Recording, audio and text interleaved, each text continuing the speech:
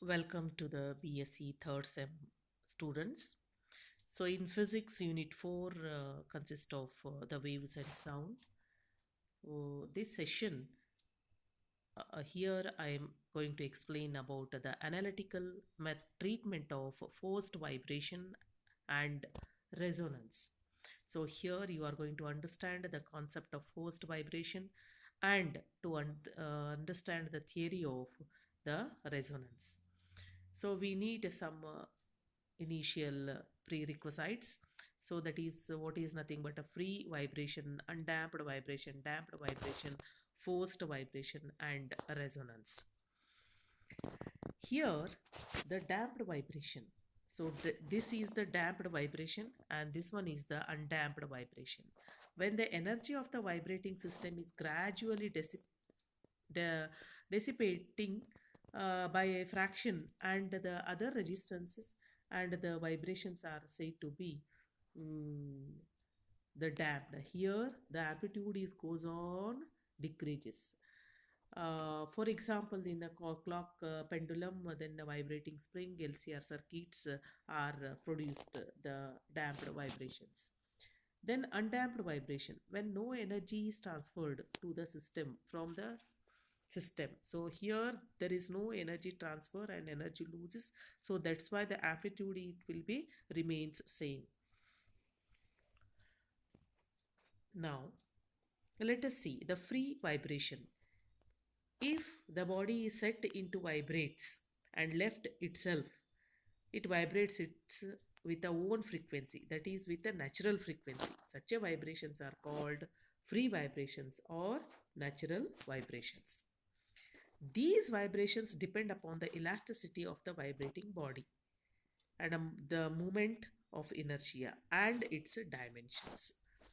Okay, so the free vibrations are the natural vibrations. For example, so if you pulling a child back on a swing and letting to go and hitting tuning fork or the hitting tuning fork and letting to vibrate. So these are the examples of say natural vibration. Now let us see the forced vibrations. So if you apply an external force and if the body it will vibrates with the initially it will vibrates with an external force and then finally it will matches with a natural vibration, and if both are equal then the resonance will be occur. So here the forced vibration, if an external periodic force acts continuously on a body, then the body begins to vibrate under the influence of external force. These vibrations are called the forced vibrations. So at that time, so if they are equal, then the natural vibration and the forced vibrations are equal. So then the body it will vibrates with the maximum amplitude. So then that situation is known as resonance. So when the frequency of the an external force is same as that of the natural frequency of the vibrating body, the amplitude of the forced vibration may become very large, and this phenomena is known as the resonance. At resonance, the vibrations are sustained, so they are to be constant. Let us see the analytical treatment of forced vibration. Let us consider the differential equation of a forced vibration with an external periodic force F sin qt. So if there is no external force, then the term this is equal to 0. So here the differential equation is written as m d square y by dt square plus ky plus mu dy by dt, where q is the angular frequency of the applied periodic force and k is the restoring force per unit displacement.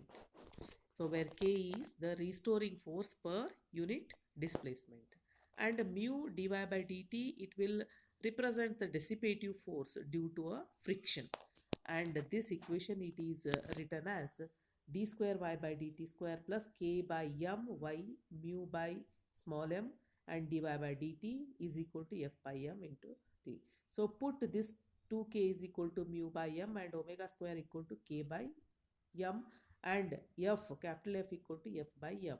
So after substituting this equation, we'll get the equation 1.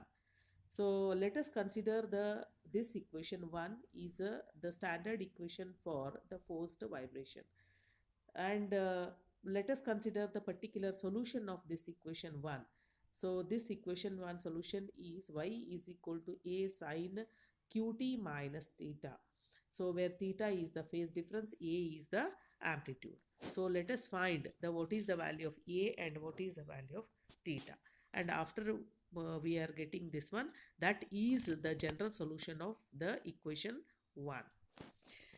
Let us differentiate equation 2, that is that y is equal to a sine qt minus theta. So you differentiate this equation, then we get dy by dt is equal to aq cos qt minus theta. Say this is equation 3. Then differentiate this equation 3, we get an acceleration, that is d square by dt square is equal to minus aq square sine qt minus theta is equal to minus q square y. Say this is equation 4. Then the external force, that is f sine qt, may be written as s sine qt is equal to a sine qt minus theta plus theta. So it is an adjustment to equate the coefficients of sine qt minus theta and cos qt minus theta to the both the sides. So therefore we are substituting this equation. So substitute 3, 4 and 5 in equation 1. We get minus a q square sine qt 2q aq cos qt minus theta and omega square a sine qt minus theta. This is equal to, this is the external force. So directly you substitute from equation 5.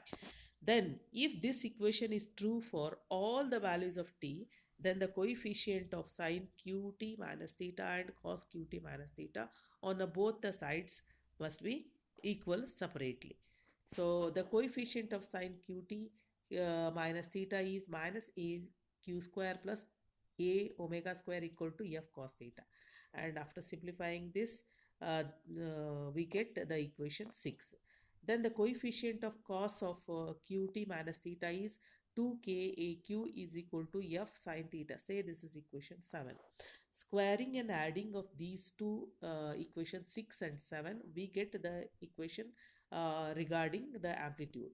So the amplitude A final expression is f divided by omega square minus q square whole square plus 4k square q square raised to half. Say this is equation 8. Dividing equation 7 by 6, we get the phase difference, that is tan theta is equal to 2kq divided by omega square minus q square. Say this is equation 9. So with the above the values of a and theta, the equation that is y is equal to a sine qt minus theta. So it is a solution of the equation 1 that it satisfies. The motion of the frequency is q by 2 pi of the applied force, but it lags behind the phase of theta. When an external force acts on a body, the first it tries to vibrate its own natural frequency, and the equation of is given by. So first, if we apply an external force on the body, first the body it will vibrates with a natural frequency. The equation of the natural frequency is y is equal to e raised to minus kt c sine pt plus delta. And this is the equation we get from the analytical treatment of the undamped oscillations, and it vibrates with the frequency of the external force, for which the external force equation is y is equal to a sine qt minus theta. So the general solution of the equation 1 is the combination of these two, that is e raised to e minus kt c sine pt plus delta plus a sine qt minus theta. Thus the motion has two types of oscillations. One is a natural damped oscillation with a frequency p by 2 pi. So that p is equal to omega square minus k square divided by 2 pi, which dies out exponentially, and the forced oscillation with a frequency of q by pi of the constant amplitude E.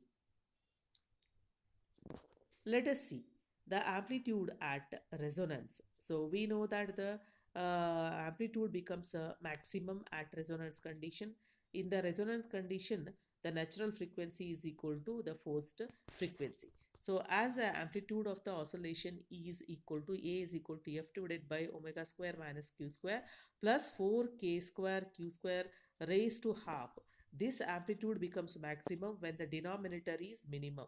So when omega square minus q square equal to 0, q equal to omega, so the maximum value of the amplitude will be A maximum equal to F divided by 2kq. So when the frequency of the applied force is equal to the natural frequency of the vibrating system, so in this condition, so it will produce the maximum amplitude.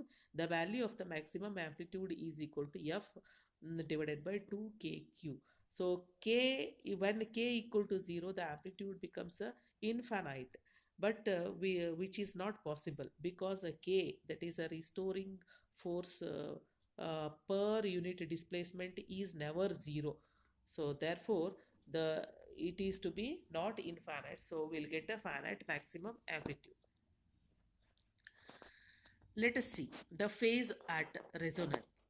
Consider the phase lead of the forced vibrations is, so tan theta is equal to 2kq divided by omega square minus q square. This phase depend upon the value of damping force k and the relative magnitude omega and q. So if the damping is negligible for any value of applied frequency, then the theta is equal to 0. So if the q is less than omega, then the tan theta becomes a positive. So therefore theta lies between 0 to pi by 2. So if q is greater than omega, tan theta becomes a negative and theta lies between pi by 2 to pi. And if q equal to omega, then this tan theta is infinite. So at this case, if q is equal to omega, so we'll get a resonance. At this case, the tan theta becomes a infinite and theta becomes a pi by 2. So if the phase difference is pi by 2, in such a case, we get the resonance q is equal to omega. These are the few references that you can follow. Thank you.